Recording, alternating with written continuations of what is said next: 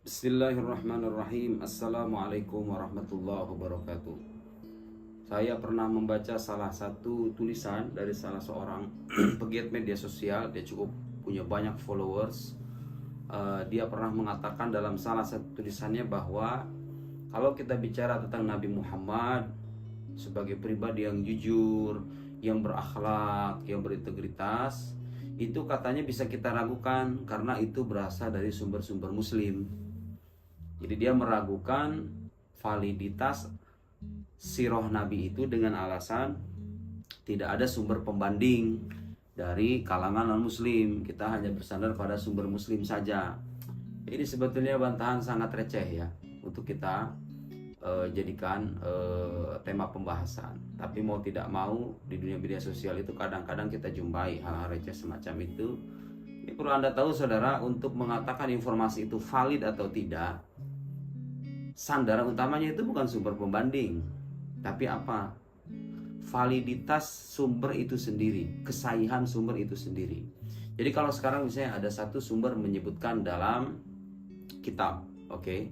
Nah, untuk mengecek apakah riwayat atau narasi atau sejarah dalam kitab ini sahih atau tidak, itu bukan hanya merujuk pada sumber pembanding, tapi juga mengecek kira-kira periwayatan ini punya sandaran apa enggak. Dilihat sanadnya, asal muasalnya, kemudian orang yang menyampaikannya punya integritas atau tidak, dan seterusnya. Jadi untuk mensahihkan sebuah informasi, yang kita lakukan itu adalah mengecek validitas informasi itu sendiri. Nah, kalau seandainya ada orang yang ingin mengajukan sumber pembanding, misalnya kita mengatakan Muhammad adalah sosok yang jujur dari sumber-sumber Muslim. Nah, pertanyaannya sekarang, ada nggak sumber pembanding yang benar-benar sahih, yang punya landasan keilmuan, kemudian menyebutkan bahwa beliau pernah berbohong, riwayat yang sahih, yang betul-betul bisa diuji nilai kesejarahannya, ada atau tidak? Ya Anda tinggal sajikan saja, lalu kita uji bersama-sama. Begitu loh logikanya. Bukan hanya karena ini berasal dari sumber Muslim lalu kita ragukan sebegitu saja. Ya tidak begitu dong. Dalam pengkajian ilmiah itu yang menjadi tolak ukur itu argumentasi dan metode ilmiah itu sendiri, bukan soal apakah dia dari sumber Muslim atau non Muslim. Boleh jadi orang Muslim itu ketika meriwayatkan sejarah ada bias-bias teologis, kita tidak memungkiri.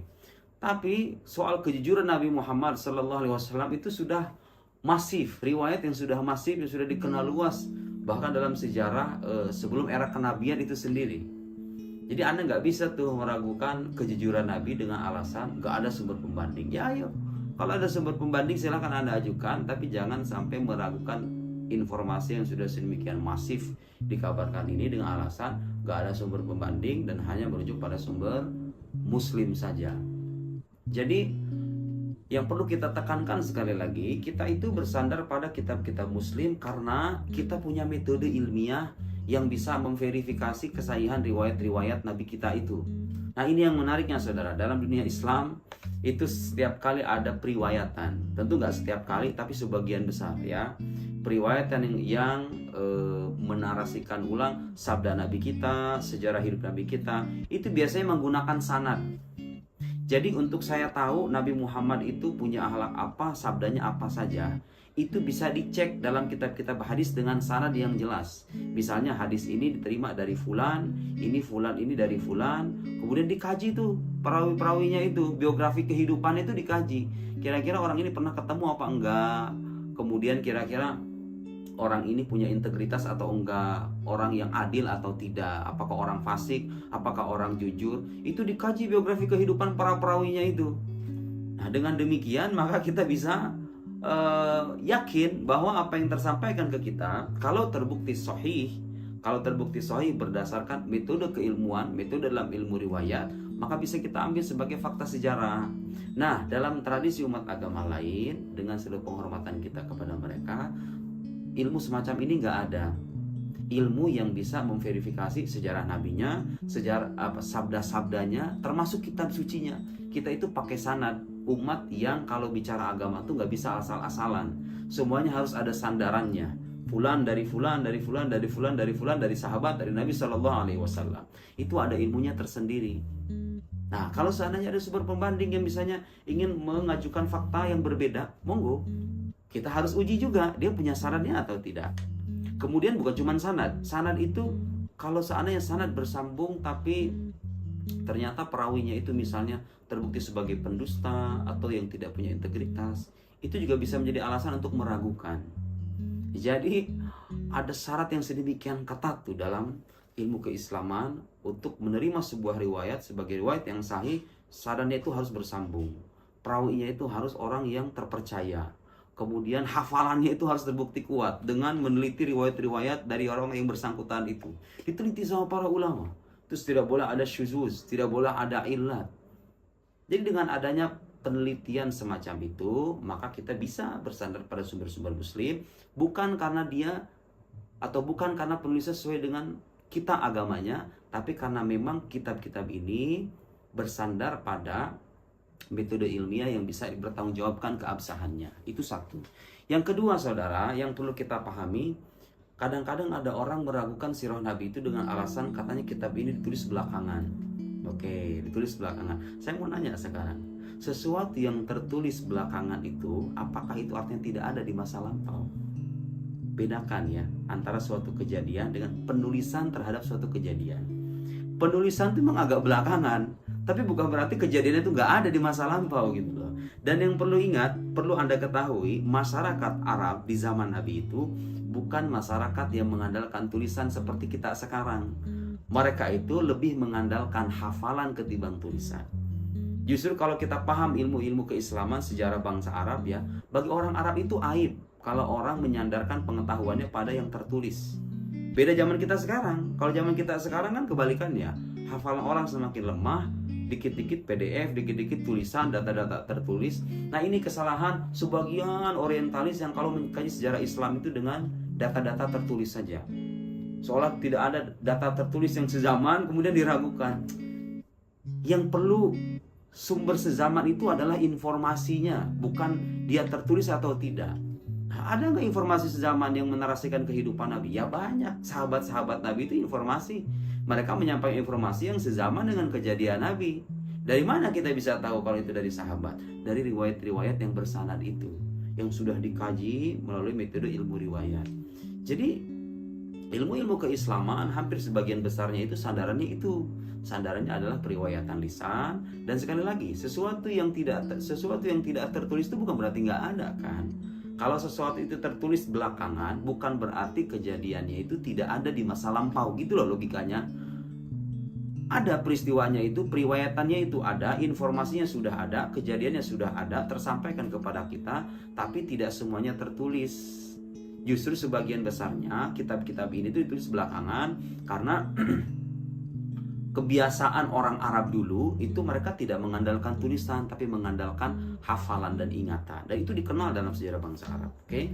Nah, saya mau merekomendasikan untuk sahabat-sahabat semuanya untuk pendalaman lebih jauh tentang isu ini. Apakah benar kitab-kitab sirah itu ditulis belakangan? Apakah emang tidak ada kitab yang sezaman dengan Nabi Muhammad SAW? Ada satu studi bagus dan ini bisa mematahkan banyak pikiran dari orientalis. Judulnya ini nih, Masadir As-Sirah An-Nabawiyah, karangan Muhammad Yusri Salamah. Nah, yang tadi saya sebutkan akan saya kutipkan, silahkan dibaca. Ini nanti semuanya saya akan sebutkan bahwa apa yang saya katakan tadi, bahwa itu bukan mengarang-arang dari diri saya sendiri, tapi itulah yang kita ketahui dalam tradisi keilmuan Islam. Dengarkan apa yang dikatakan Profesor Yusri Salamah dalam kitabnya Wal Asl fi Ada al-Ulum al-Islamiyyati kulliha asy-Syafahah was-Sima. Jadi sandaran utama dalam menyampaikan ilmu-ilmu keislaman, termasuk sirah Nabi, sejarah hidup Nabi, kemudian hadis Nabi, itu asy-Syafahah, periwayatan lisan, was-Sima, dan pendengaran langsung. Gitu ilmu Islam itu. Beda dengan hazanah atau tradisi umat agama lain, jangan disamakan. Jadi kita itu kalau mengkaji sejarah Islam nggak bisa, saudara, hanya mengandalkan data-data tertulis saja. Harus merujuk pada riwayat-riwayat yang terbukti sezaman informasinya dengan kejadian atau peristiwa di zaman Nabi Shallallahu Alaihi Wasallam. Yaitu kitab-kitab hadis itu sudah diteliti. Kitab-kitab hadis itu ada yang sahih, ada hadis kumpulan hadis sahih, ada kumpulan hadis hasan, bahkan hadis-hadis yang palsu itu ada kitabnya tersendiri. Al-Mawdu'at, kumpulan hadis-hadis palsu, diteliti semuanya. Dan itu ada sumber sezaman dengan kejadian yang dinarasikan, yaitu para sahabat, lisannya para sahabat Nabi Shallallahu Alaihi Wasallam. Kulliha asyafa wasima lal kitab, bukan data tertulis, bukan kitab. Jadi sandaran utama untuk menyampaikan ilmu keislaman itu bukan data-data tertulis, melainkan periwayatan lisan dan pendengaran langsung. Murid menyimak dari gurunya, gurunya dari gurunya, dan itu nggak ada. Tradisi semacam ini nggak ada di umat agama lain. Itu kekhususan umat Nabi Muhammad Sallallahu Alaihi Wasallam.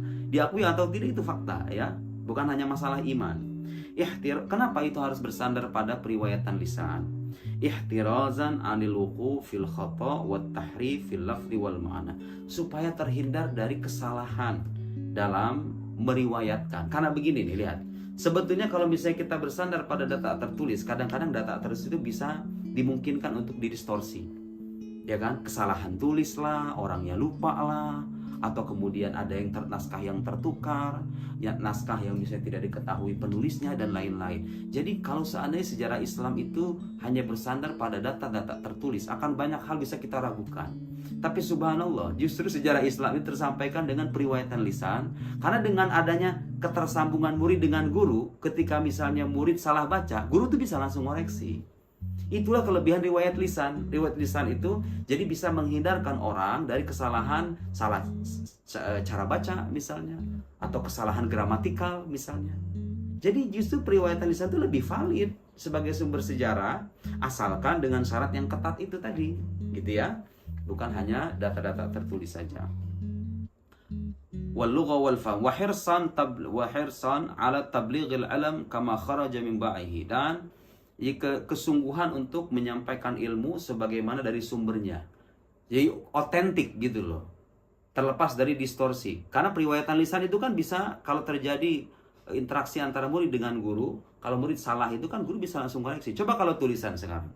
Sekarang kalau saya punya guru saya ngarang kitab, kemudian saya baca, saya nggak pernah ketemu sama guru saya dan dia nggak pernah mengajarkan kitab itu langsung kepada saya. Bisa aja saya salah baca, salah pemahaman. Coba lihat data tertulis itu ya, betapa sangat mungkin diragukan.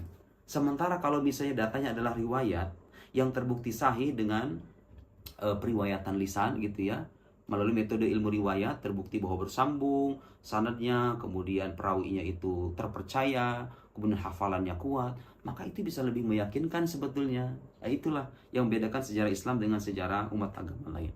Wa hifdzan lil ma'rifah minal khalal alladhi yatatarraq ila al-akhid anis suhub min dun ayat talaqqa anil ulama. Untuk menjaga dari kecacatan yang bisa dimiliki oleh orang yang mengambil pengetahuan itu dari suhuf, dari lembaran-lembaran.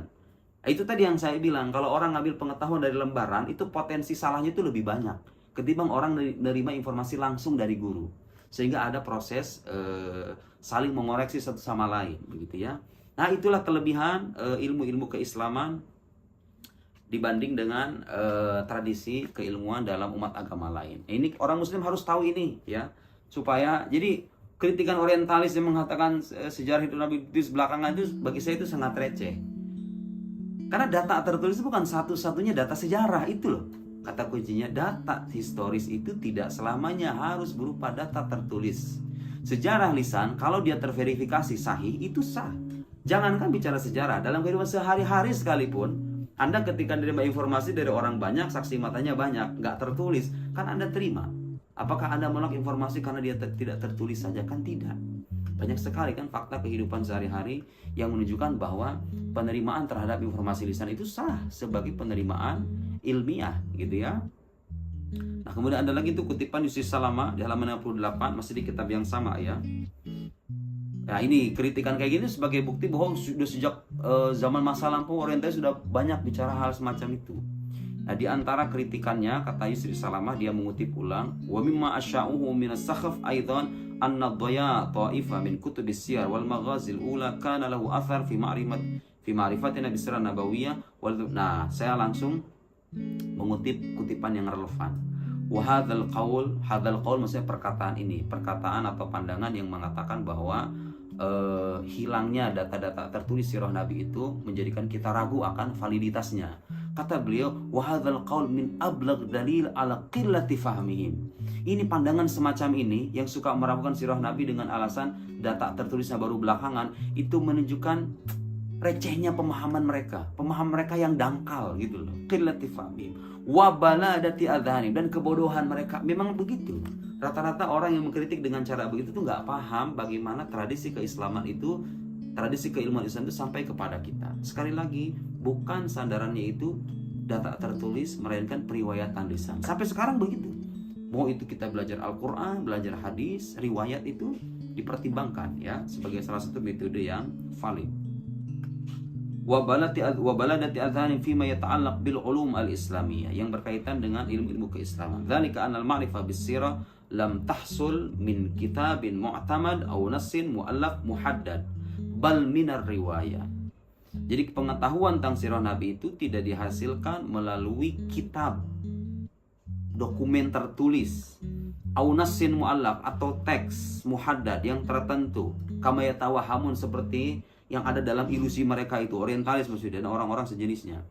Bal minar riwayah al-mu'tabarah, tapi dari riwayat yang mu'tabar, yang terbukti sahih, yang terbukti valid. Bisyurutihal ma'rufah sanadan wa matnan, dengan syarat-syaratnya yang dikenal baik dari sisi sanad maupun matan. Jadi sanad aja belum selesai itu. Andai pun satu riwayat sanadnya sahih, itu ada ketentuan-ketentuan lain yang tidak kalah ketat, sehingga kalau kita mengatakan ini riwayat sahih, ini riwayat dhaif, ulama itu mengatakan demikian setelah meneliti panjang, bukan hanya berdasarkan keimanan. Sekarang pertanyaan saya, bisa nggak orang di luar sana mengajukan dokumen pembanding yang bisa meruntuhkan narasi dalam sumber-sumber Muslim dengan data-data historis yang valid dengan metode keilmuan yang tepat? Saya jawab mereka tidak akan bisa. Sekian, wassalamualaikum warahmatullahi wabarakatuh.